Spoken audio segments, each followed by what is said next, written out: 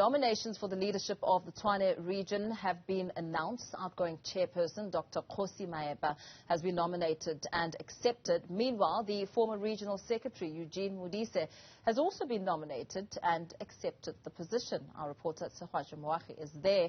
Tshego, a very good afternoon to you. Give us more detail. I mean, there are some candidates who decided to decline nomination.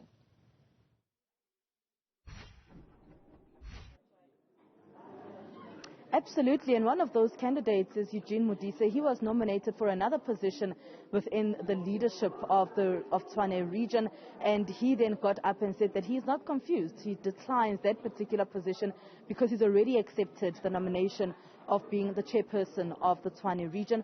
But the other people that have actually been nominated, Frans Bushiela has been nominated as the deputy chair, and Tshego Mnisi has been nominated as well.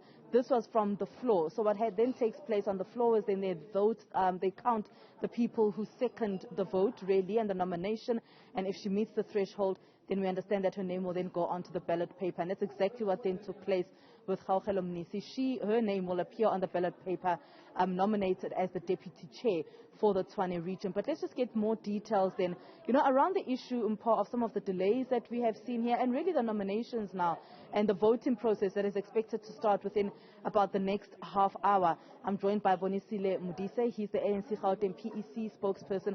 Bonisile, thank you so much for your time. So finally, some progress has now been made with how conference can now move forward. Are you satisfied with what you've seen so far? Well, we can say safely that we are satisfied, especially if we take into consideration that we live in a very litigious processes where the slightest mistake that we make as an organization, comrades take the organization to court. So we needed to be sure that the moment we say the Congress can start, anything that can come after this, we can be able to defend. So we're happy that we're at where we are now. If you remember, we started registering on Thursday, Friday, Saturday, today it's Sunday. Ordinarily it would have been the last day of conference. But yeah, to us it's the very first day of conference because we just adopted credentials, we just adopted reports and so on and so forth. But now we're going to vote for the office bearers, and then we'll go to commissions, come back, receive the outcome, nominate and go and vote for additionals, and then come back and do conference declarations.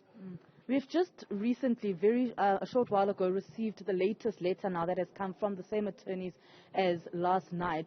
Some of the wards are now appealing or contesting the decision that has been taken by the PDRC. Just your response to that. We know that you worked throughout the night to try and resolve this issue. You see, the problem is that on Tuesday, Thursday and Friday we had RTT meeting together with the PC deployees and NEC deployees to Gauteng. We honestly dealt with 3 branches and their issues were very serious. That's why we took so long. There were no any other issue that we were mandated to deal with except for the 3 branches.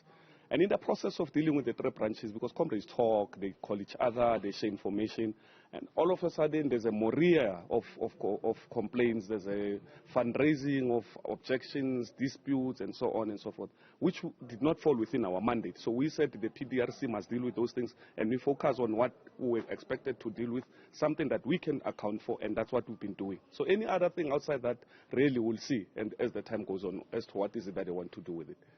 From how this conference has really progressed, yesterday we saw the conference come into a brief halt because of this letter per se. What do you think are some of the issues that you can take moving forward or learned moving forward to the provincial and to other conferences of the ANC? I think the first thing that the ANC, especially in Gauteng, must talk to is that branches are struggling. Financially, branches are unable to do certain programs. Branches are unable to be vibrant because of financial constraints. But whenever there are these processes, all of a sudden branches have got money for agent interjection, and so how much does it cost to have a senior council representing a particular branch? Who's behind all of these things? And for me, I think that's what the ANC should be concentrating on, to say, honestly speaking, these people, are they really members of the ANC? Do they understand what it means to take the ANC that you claim to love, the ANC that you claim that will defend at any given time, to court? How much are you spending? Why can't you take that money, assist people in your community, make sure that children, it's winter now, they've got school shoes and so on. They're not doing that. They'd rather use this money to take the ANC to court. On what processes? On organizational processes. And unfortunately, this organizational process will never favor all of us. I will always have a complaint, you'll always have a complaint, but at the end of the day, we need to move on, and that's what we're doing here. We have really kind of seen the slates separated in this hall in itself. I mean, we've heard Gauteng Premier David Makhura saying that things like that are okay for people to obviously favor the one person over the other. And he also spoke around the issue of no violence within Tshwane specifically. Are you convinced that we'll have a smooth and disciplined process now going forward, especially with the announcement of the office bearers? Remember that comrades who are seated here are friends. They know one another. They've been together in trenches and so on and so forth. The only issue here is that it's a difference of opinion, difference in terms of preference. And that's just about it. And if you check, if you've been here, you'll check they are able to talk to one another, laugh and hug and so on and so forth. Only differ on issues of process, what must be done, who must say what and at what time and so on. So we don't anticipate anything beyond what is happening here. When we live here, they will go together, they will laugh, and so that's what we expect, and that's how the culture of the organization is supposed to be. When, in terms of preference, yes, we can differ, but that does not make us enemies. And this will then lead us then to the provincial conference. Definitely. I'm sure sooner or later we'll finalize the issues of Western, so that Western can also go to renew its mandate and then go to the provincial conference. All right, great. Thank you so much for your time. That is Bonisile Modise.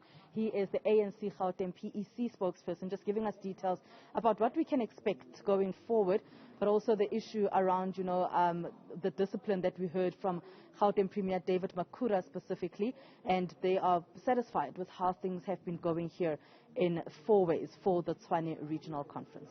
Very well, Tshego, Moagi. Let's leave it there for now.